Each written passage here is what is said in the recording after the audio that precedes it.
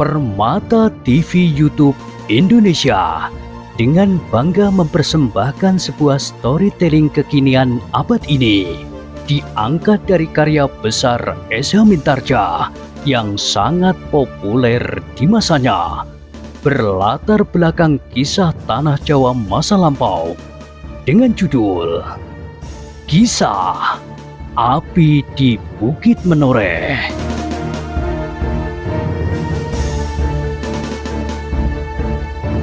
Pada kesempatan yang sangat baik ini, kita masuk pada episode yang ke-492. Selamat menikmati.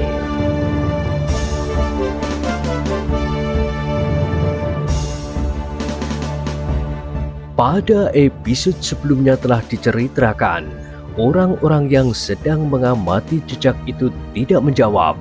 Setapak demi setapak mereka maju juga. Namun akhirnya mereka berhasil melampaui daerah penyamaran jejak. Setelah itu, maka jejak itu pun dapat dikenal dengan mudah. Daksina dan Putut Nantangpati menjadi semakin bernafsu. Mereka yakin bahwa jalan yang mereka temukan adalah jalan yang benar, sehingga mereka akan segera dapat menyusul dan menangkap Raden Sutawijaya. Apalagi agaknya orang-orang Menoreh itu sudah memisahkan diri, termasuk orang-orang bercambuk itu, berkata Daksina kemudian. Dari mana kau tahu? Bertanya Putut Nantangpati. Mereka datang bersama orang-orang Menoreh. Agaknya mereka memang menjadi tamu Ki Argopati. Putut itu tidak menyahut lagi. Dengan obor di tangan, orang yang berjalan di paling depan menjadi semakin lama semakin cepat, karena ia pun berharap untuk dapat menyusul Raden Sutawijaya.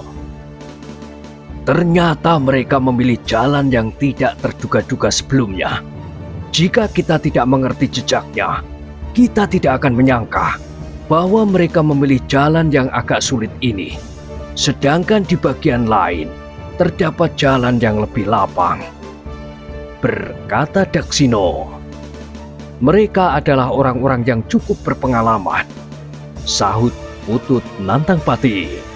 Daksina hanya mengangguk-anggukkan kepalanya saja, namun harapan di dadanya menjadi semakin berkembang ketika mereka sudah melalui jalan yang berbatu-batu padas dan agak sulit dilalui iring-iringan yang membawa orang-orang yang terluka, dan apalagi beberapa sosok mayat tidak akan dapat berjalan terlalu cepat.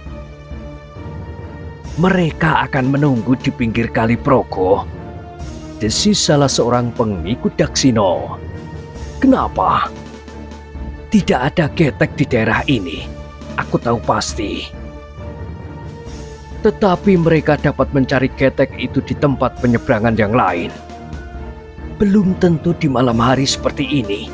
Kebanyakan mereka yang memiliki getek tidak ada di atas geteknya. Mereka biasanya pulang dan tidur di rumah karena tidak banyak orang menyeberang di malam hari. Daksina tidak menyahut. Kemungkinan-kemungkinan yang bermacam-macam memang dapat saja ditemuinya di dalam perjalanan ini. Dan dalam kegelisahan itulah, maka ia pun kemudian memerintahkan orang-orangnya berjalan lebih cepat lagi. Dalam pada itu, orang-orang yang akan menyeberang ke Mataram itu pun ternyata dapat bekerja dengan cepat. Kawan-kawan mereka, para pemilik getek itu pun dengan senang hati berusaha membantu, sehingga mereka tidak memerlukan waktu terlalu lama untuk menunggu. Namun demikian, getek-getek itu lepas dari tepi sebelah barat. Orang-orang yang ada di atasnya menjadi terkejut karenanya. Mereka melihat beberapa buah obor menyusur jalan sempit yang baru saja mereka lalui. Siapakah mereka? desis salah seorang pengawal dari Mataram yang sudah mulai mengarungi derasnya arus Kali Progo. Kawan-kawannya pun memperhatikan obor yang mendekati dengan cepat itu. Namun mereka tidak segera dapat mengetahui siapakah mereka. Tentu bukan Raden Sutawijaya dan orang-orang menoreh itu, berkata pemimpin pengawal itu kemudian. Mereka datang dengan tergesa-gesa dan tidak berada di punggung kuda. Apakah orang-orang itulah yang dimaksud oleh Raden Sutawijaya akan segera menyusul kita? Desis yang lain.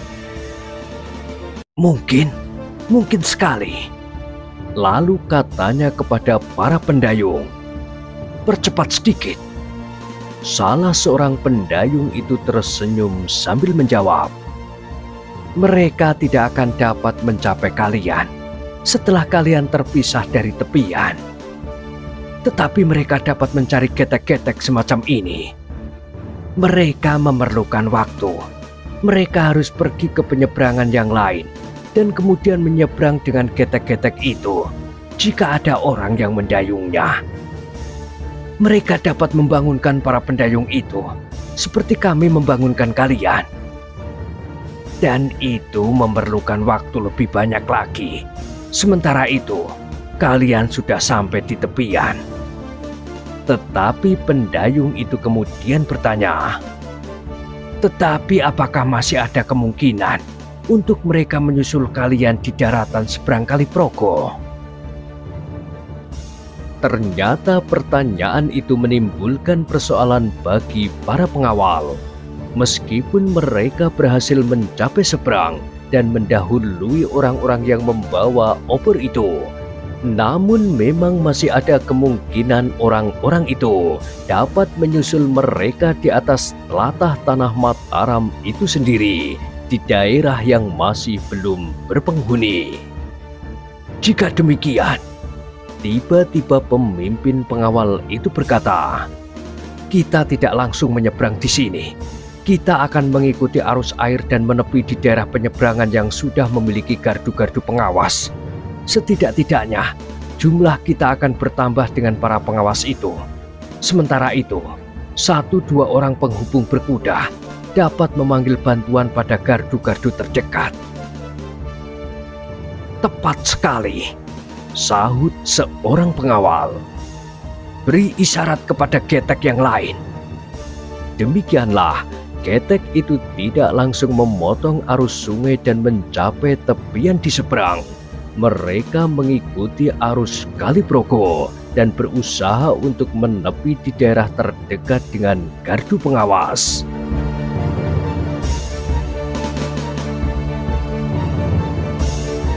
Dalam pada itu, Daksina dan orangnya yang sudah mencapai tepian mengumpat-umpat tidak habis-habisnya.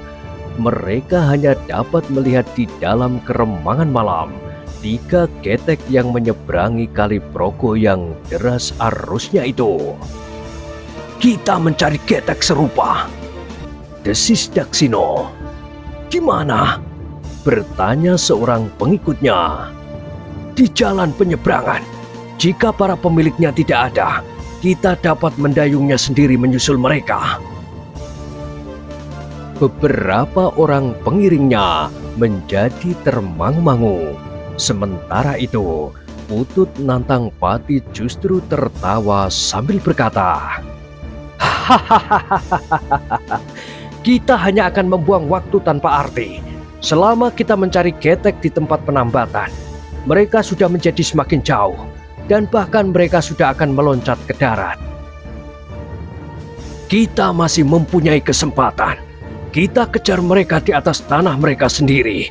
Mereka tidak akan dapat berbuat apa-apa. Sekarang aku membawa orang lebih banyak lagi dari yang telah menjebak Raden Sutawijaya tetapi gagal itu.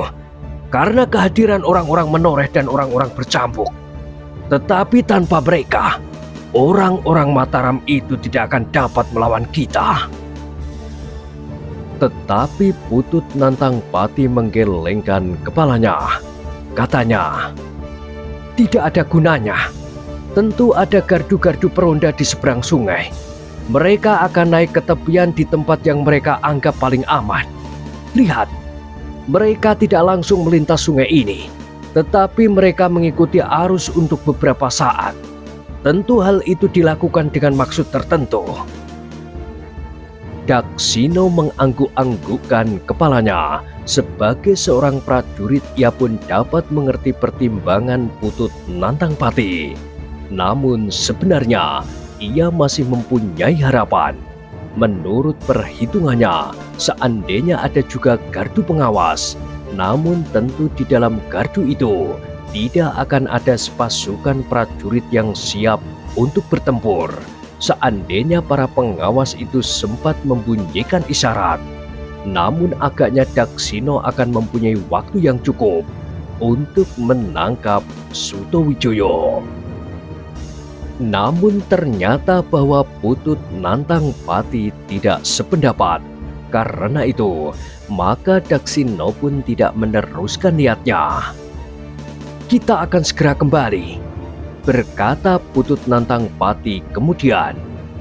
"Adalah berbahaya sekali kita mencoba untuk menangkap Sutowijoyo di atas tanah yang selama ini dipertahankannya mati-matian." "Baiklah," berkata Daksino, "tetapi kali ini aku benar-benar mengalami kegagalan. Aku tidak dapat menangkap Raden Sutowijoyo. Aku tidak dapat meneruskan rencanaku untuk menguasai Ki Gede Pemanahan, seperti jika Sutowijoyo ada di tanganku. Dan sudah barang tentu, jalan ke Pajang bagiku akan menjadi sangat berbahaya. Mungkin sekali Raden Sutowijoyo akan mengirimkan utusan untuk menghadap Sultan. Seandainya Sutowijoyo masih segan datang sendiri, Sutowijoyo dapat melaporkan semua perbuatanku dan ceritaku kepadanya." "Kau memang kurang berhati-hati," berkata Putut Nantangpati. "Kau seharusnya belajar dari kegagalan-kegagalan yang pernah terjadi. Orang-orang bercambuk itu seakan-akan ada di seluruh pelosok Mataram dan sekitarnya di setiap waktu. Seakan-akan setiap ada usaha yang kita lakukan, orang-orang bercambuk itulah yang menggagalkannya. Usaha mengusili para pendatang dan membuka tanah Mataram dengan hantu-hantuan itu pun gagal. Kemudian usaha menghancurkan Mataram lewat tangan Untara di Jati Anom, itu pun gagal. Karena orang-orang bercambuk itu pun ternyata ada di dalam rumah yang biasanya dipergunakan oleh para perwira. Kemudian, usaha menutup Mataram dengan menyumbat semua jalur jalan ke Mataram itu telah dipecah pula oleh orang-orang bercambuk itu di mulut alas Tambak Boyo. Padahal usaha itu nampaknya perlahan-lahan akan berhasil." Daksino mengangguk-anggukkan kepalanya.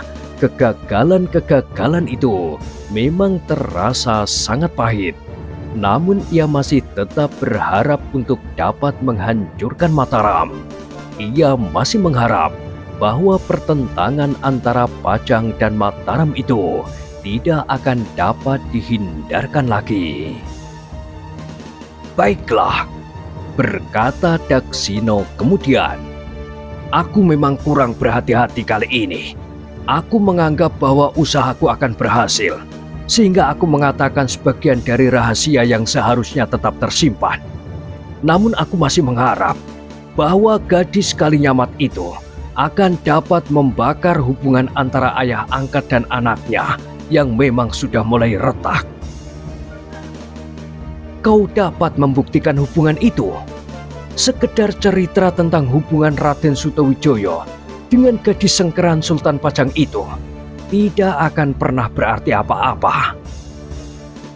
Sebentar lagi, Sultan akan dapat mengetahuinya tanpa ada orang lain yang mengatakannya. "Maksudmu?" "Menurut penyelidikan terakhir, gadis Kalinyamat itu ternyata sudah mengandung." "Hei?" Putut Nantangpati mengerutkan keningnya, namun ia pun tertawa berkepanjangan. Katanya kemudian, "Ternyata Sultan Pajang dan anak angkatnya itu tidak ada bedanya.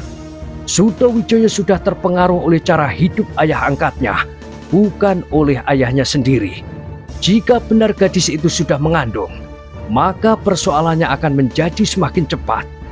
Tetapi apakah Panembahan Agung sudah mengetahuinya? Aku sudah mengatakannya.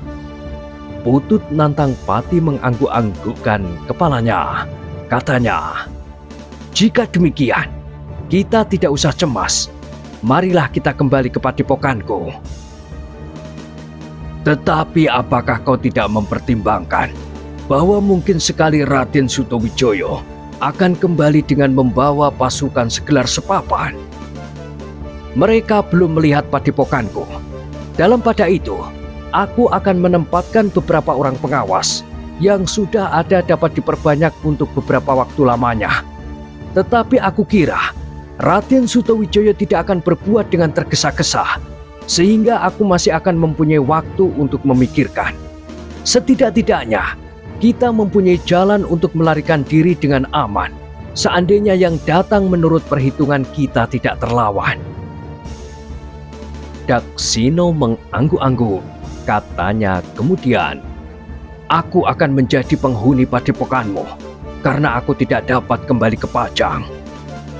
Putut Nantang Pati memandang Daksino sejenak sambil mengerutkan keningnya. Ia bertanya, kau tidak berani kembali ke Pajang karena menurut dugaanmu Sutowijoyo melaporkan kelakuanmu? Iya. Tentu tidak. Sultan Pajang tidak akan mempercayainya, karena bagi Pajang, Sutowijoyo sudah tidak mendapat kepercayaan lagi. Namun kau harus berhati-hati.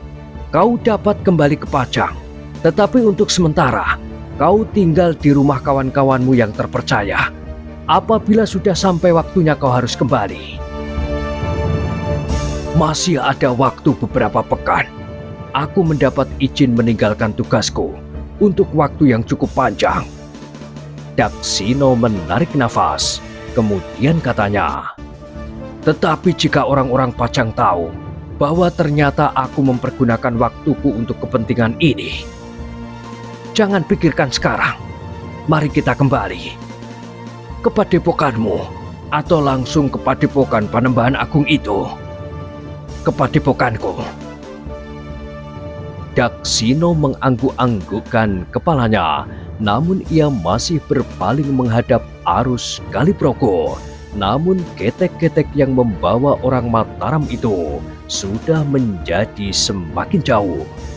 Pada saat Daksino, Putut Nantang Pati, dan kawan-kawannya meninggalkan tanggul Kaliprogo, maka pada saat itu beberapa ekor kuda berpacu menuju ke padukuhan induk dari tanah perdikan menoreh. Bersama mereka adalah Raden Sutowijoyo yang bergelar Mas Ngabei Loreng Pasar, namun yang kemudian lebih senang bekerja keras membuka alas Mentaok yang liar dan ganas untuk membangun sebuah negeri yang besar.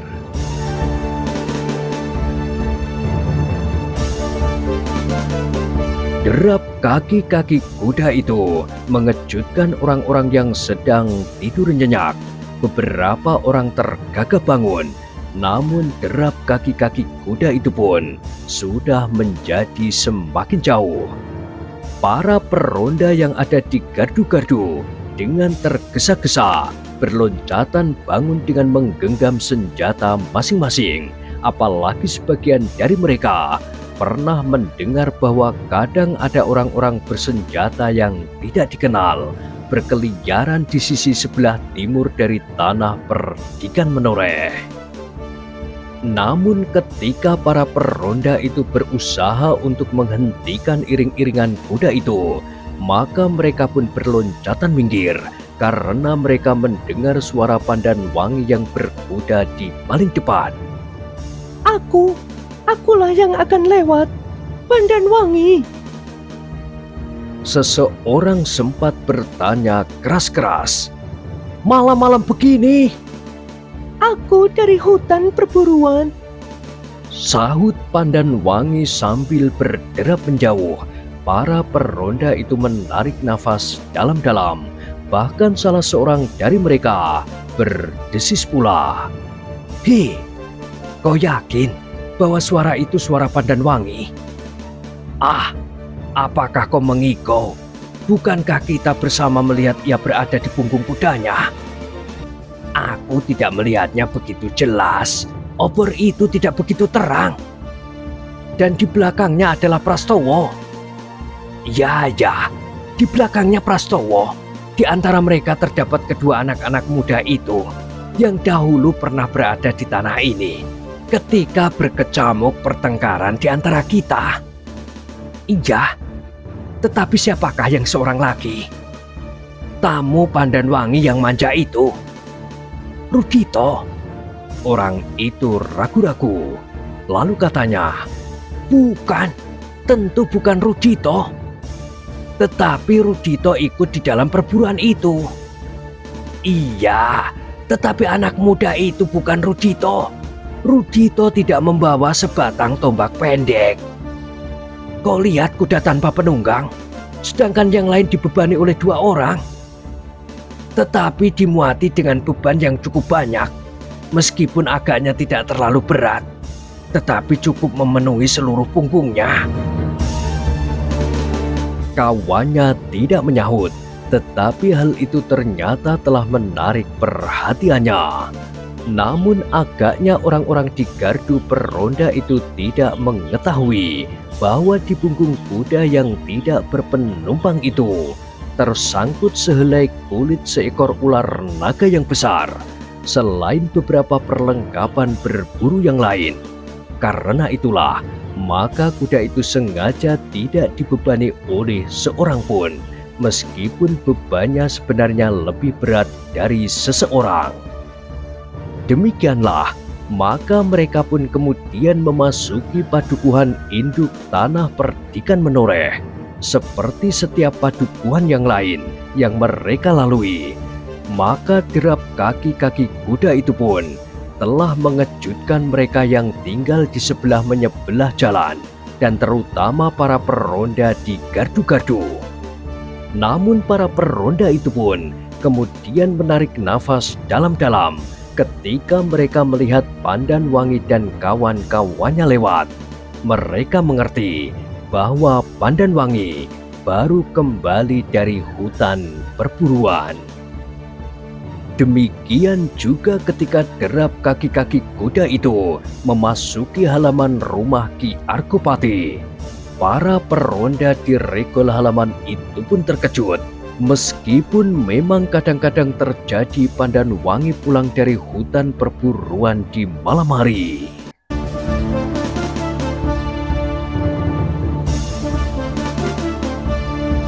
Derap kaki kuda yang memasuki halaman itu pun telah membangunkan Ki Argopati dan tamu-tamunya dari Sangkal Putung. Mereka hampir berbareng telah turun ke halaman menyambut mereka yang baru datang dari daerah perburuan. Namun kuda yang tidak berpenumpang itu memang menarik perhatian, sehingga Ki Argopati pun segera bertanya, "Siapakah yang tidak ada di antara kalian?" Pandanwangi menjadi berdebar-debar. Sejenak ia memandang berkeliling, tetapi karena ayah dan ibu Rudito belum nampak di antara mereka, maka ia pun segera berbisik kepada ayahnya. "Ada yang kosong, Ayah, tetapi ada yang terpaksa membawa 2 orang di satu punggung kuda."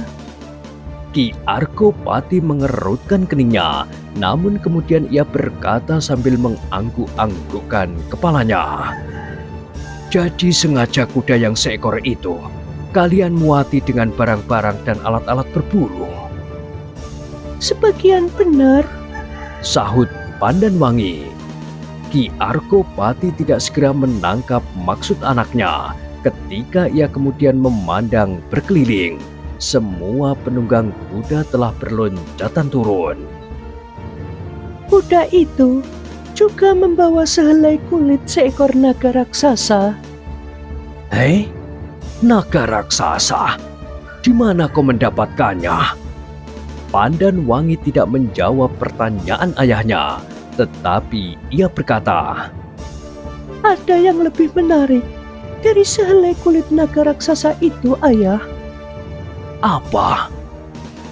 Rudito hilang, Ayah. Hei, kata-kata itu benar-benar telah mengejutkan Ki Argopati dan tamu-tamunya dari Sangkal Putung, sehingga dengan serta-merta Ki Gede menoreh berkata, "Berkatalah yang benar." Benar, Ayah. Dan di antara kami sekarang adalah Raden Sutawijaya. Hei, apakah yang kau katakan itu? Kau belum memberikan penjelasan tentang Rudito. Sekarang kau menyebut nama Raden Sutawijaya. Ia ada di antara kami. Apakah kau mengigau? Pandan Wangi tidak menjawab. Ia memberi kesempatan seorang anak muda yang bersenjata tombak pendek melangkah maju mendekati Ki Gede menoreh. "Ya Paman, aku datang bersama dengan Pandan Wangi dan pengiringnya." Raden Sutawijaya. Beberapa orang melihat anak muda itu menyibak para pengiring Pandan Wangi dan seleret sinar obor jatuh di atas wajahnya. Sambil tersenyum Sutawijaya berkata selanjutnya, "Ternyata bahwa selama berburu di hutan liar itu, Pandan Wangi dan orang-orangnya banyak menjumpai ujian yang berat." Ki Argopati mengangguk-angguk. Katanya kemudian, "Tetapi marilah Raden, kita naik ke pendopo. Aku belum mengucapkan selamat datang kepada Raden." "Baiklah Paman, tetapi sebaiknya Paman mendengarkan dahulu cerita tentang anak muda yang disebut bernama Rudito itu." "Oh, bagaimana dengan Rudito? Apakah benar hilang?" "Biarlah Pandan Wangi menceritakannya." Ki Argopati memandang Pandan Wangi sejenak. Ia pun bertanya, "Bagaimanakah sebenarnya yang terjadi?" Maka Pandan Wangi pun segera menceritakan tentang Rudito yang ditinggalkannya sendiri karena semula ia mengkhawatirkan keselamatannya. Namun justru kemudian Rudito itu hilang tanpa jejak. Selain hanya beberapa ciri yang memberikan sekedar tanda-tanda yang kurang jelas.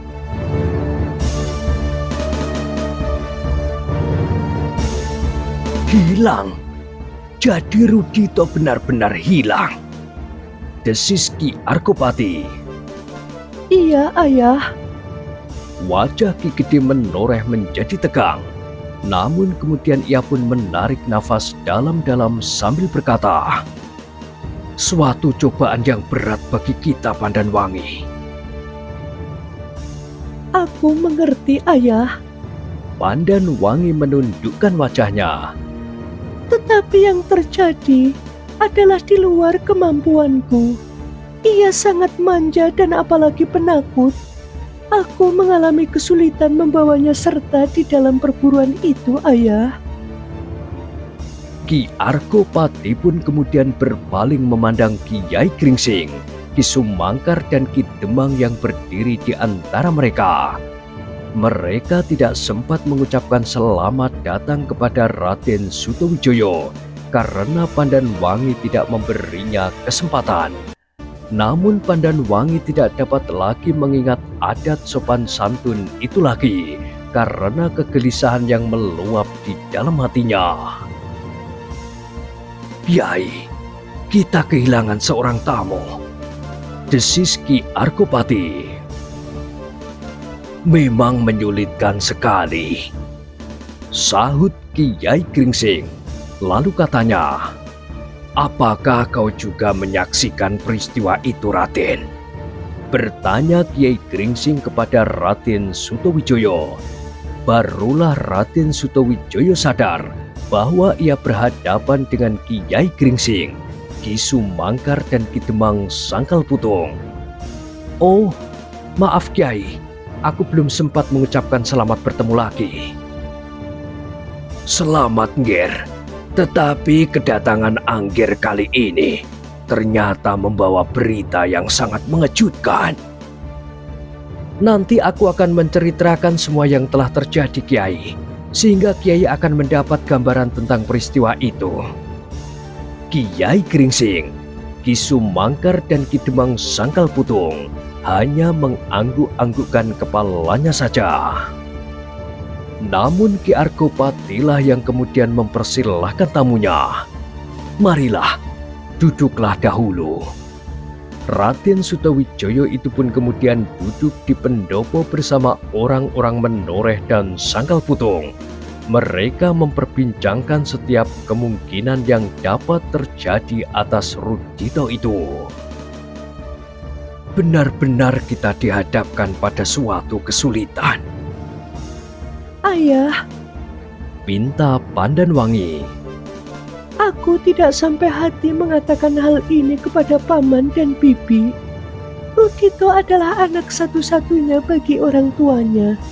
Jika ia tidak dapat diketemukan dalam keadaan selamat, maka ayah dan ibunya itu akan mengalami kejutan yang sepanjang hidupnya tidak akan pernah dapat dilupakannya.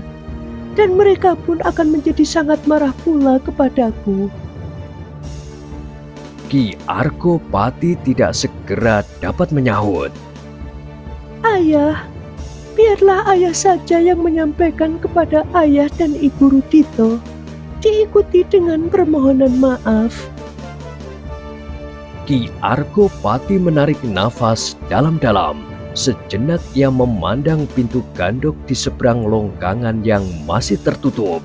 Di gandok itulah ayah dan ibu Rudito bermalam selama ia berada di tanah perdikan Menoreh.